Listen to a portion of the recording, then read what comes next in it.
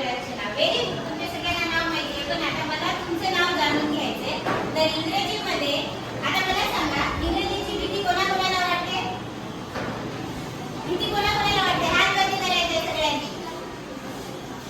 Okay. का बरं वाटते सांगा, एकेकाने कारण सांगायचे. काय येत नाही इंग्रजी विषयामध्ये? काय येत नाही? 8वीला आहात ना तुम्ही सगळे? कोणत्या स्टँडर्डला आहात? 8वीला. सांग बेटा, काय अडचण आहे तुला इंग्रजीमध्ये? इंग्रजीचे शब्द पाठ होत नाही. हा, तुला मोठ्याने बोलायचं. माझा आवाज कसा आहे? हा, भीती वाटते. पण का भीती वाटते?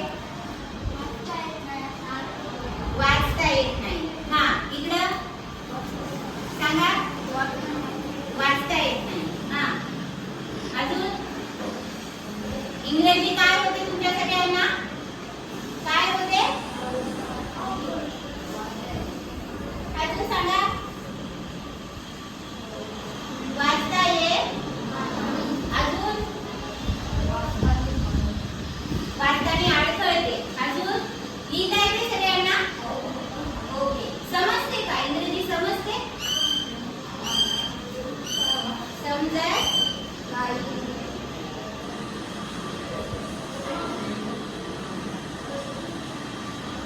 लक्षात घ्या.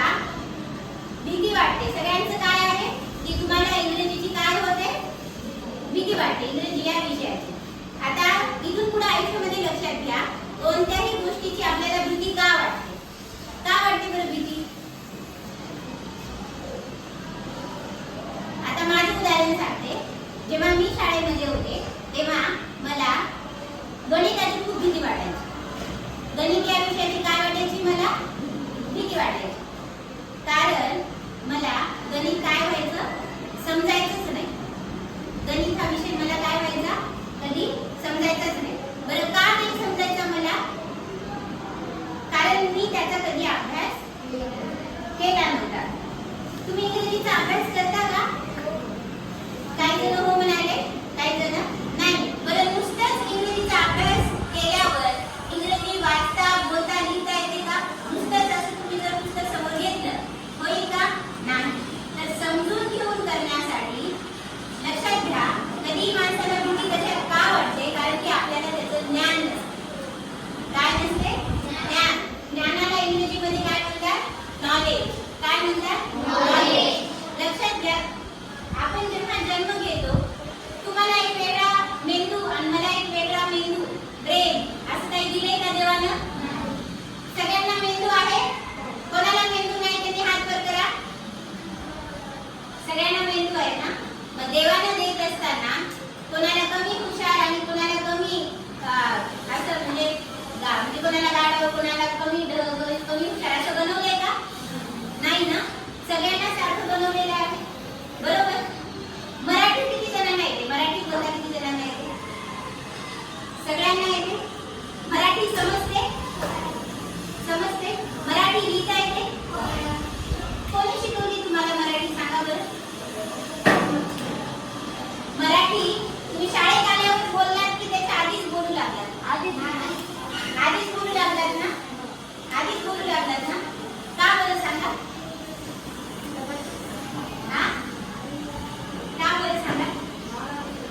लहानपणापासून बोलू लागलात. कारण जेव्हा तुम्ही बाळ होतात तेव्हा तुम्ही तुमच्या घरातल्यांना बघत होतात ना बोलताना, मराठी बोलताना. बरोबर. नुसतं निरीक्षण करून तुम्ही काय शिकला? मराठी बोलायला, लिहायला, वाचायला शिकला. पहिला शब्द तुम्ही काय बोललात सांगा? कसं बोलते? आई, ब ब ब ब बाबा, म म म म मामा. बरोबर ना? असं आपण मराठी हळूहळू काय करतो? आपण बघतो. अरे ही जी व्यक्ती चालली आहे त्याला सगळेजण म्हणाले आई म्हण, आई म्हण, आई म्हण. ती पण म्हणायची मी तुझी कोण आहे? बाळाला काय म्हणते?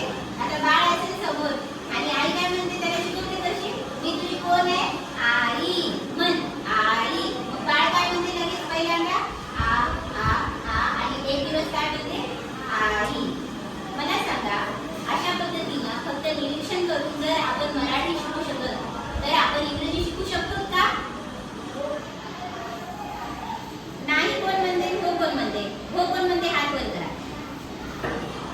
Very good. नाही पण म्हणते. चला, जसं मराठी तुम्ही निरीक्षण करून ऑब्झर्व करून शिकलात तसं तुम्ही इंग्रजी शिकू शकतात का? बरोबर. पण आपली अडचण काय येते, आपण सगळे ग्रामीण भागातले विद्यार्थी आहोत. आपल्या घरी कोणीतरी इंग्रजी बोलते का? आपल्या घरी इंग्रजी न्यूजपेपर वाचतात का? आपल्या घरी इंग्रजीचे पिक्चर बघितल्या जातात का? आणि आपली ती भाषा आहे का, बोली भाषा आहे का आपली? ती कोणती भाषा आहे? ती द्वितीय भाषा आहे, दुसरी भाषा आहे. आपली मराठी आपली ती काय आहे? मातृभाषा आहे. कोणती भाषा आहे आपली? ती जी आपण आपली बोली भाषा आहे. म्हणून थोडंसं इंग्रजी बद्दल भीती वाटणं काय आहे? साहजिक आहे. बरोबर. इंग्रजी बद्दल भीती का वाटते? कारण आपल्याला त्याचं ज्ञान नाहीये. काय नाहीये आपल्याला त्याचं पूर्ण? काय नाहीये? सांगा. इंग्रजी बद्दल भीती का वाटते? माणसाला का वाचता येत नाही? कारण आपल्याला त्याचं पूर्ण काय नाहीये? ज्ञान नाहीये. आणि त्यानंतर आपण त्याचा काय करत नाही? वाचा हा शब्द सराव. आता इंग्रजी विषय मला तुम्हाला मराठीमध्ये शिकवावा समजण्यासाठी. बरोबर ना? Because he don't have knowledge, he don't have practice. बरोबर. मग आता माझ्या बरोबर तुम्ही आज मला वचन देता का सगळेजण की तुम्ही इंग्रजीचं ज्ञान मिळवायला पण तयार आहात आणि इंग्रजीची तुम्ही काय प्रॅक्टिस करायला पण? हा. आता ज्ञानाला काय म्हणतात इंग्रजीमध्ये? सांगा. मी काय सांगेन? हा, सगळ्यांनी सांगायचं. काय म्हणतात? आणि सरावला काय म्हणतात? प्रॅक्टिस. आता हे दोन शब्द शिकलात की नाही आज तुम्ही? शिकलात की नाही? आता मला नॉलेजचं स्पेलिंग लिहून दाखवा सगळ्यांनी. आठवीत आहात ना? चला, नॉलेज. जे काही येत असेल, जे काही पण चुकलं तरी चालेल, मी काहीच म्हणत नाही. चला, नॉलेज जे काही असेल या स्पेलिंग. नॉलेज जे काही. चला पटकन 2 मिनिटं आहे, जास्त वेळ नाही. नॉलेज आणि प्रॅक्टिस वह्या काढायच्या सगळ्यांनी. नॉलेज आणि प्रॅक्टिस या दोन्ही याचं स्पेलिंग लिहून दाखवा. चला, एक पेज काढा, पेजवर लिहा. ते पण नका लिहू. इंग्रजीसाठी वेगळी वही करायची आहे सगळ्यांनी. ठीक आहे. इंग्रजीसाठी आपण ग्रामरचे पुस्तक, रायटिंग स्किल हे दोन्ही पण देतो.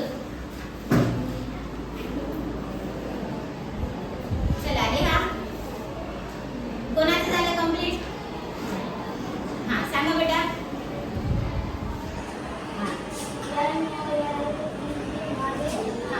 काय सांगितलंय? नॉलेजचं स्पेलिंग काय आहे? N O O L N E yes. हा, तुमचे के एन ओ डब्ल्यू हा, ठीक आहे. हा, ठीक आहे. असं ते काय लिहायचं? एन ओ एल ई जे. ठीक आहे. आता इंग्रजी ही भाषा आहे बघा, अशी भाषा आहे ती. आता हा शब्द आहे नॉलेज. आपण हे शिकणार आहे तर लक्षात घ्या. आता उच्चारानुसार तुम्ही काय केलं? नॉलेज. नॉलेज असं तुम्ही बोलता. नो-ले-ज. ठीक आहे. आणि खरं स्पेलिंग त्याचं काय आहे? के. वाचा माझ्या मागे. K N O W L E B G E. आता हे हा बघा पहिलाच तास आहे आपला. हे कसं हे आपण सांगणार आहे. ठीक आहे. पण कमीत कमी तुम्ही सगळ्यांनी टाळ्या वाजवा की कमीत कमी तुम्ही लिहिलं. ठीक आहे. आता काय करायचंय सगळ्यांनी? माझ्या समोर पहिलं होमवर्क आहे तुम्हाला. ABCD थोडं दूर बसायचंय सगळ्यांनी आणि कशा पद्धतीने ABCD लिहायची बघा. पहिली ABCD आणि दुसरी ABCD दोन्ही पण ABCD लिहून दाखवायचं मला. हे बघा. A B C. हे आहे आई आणि हे आहे त्याचं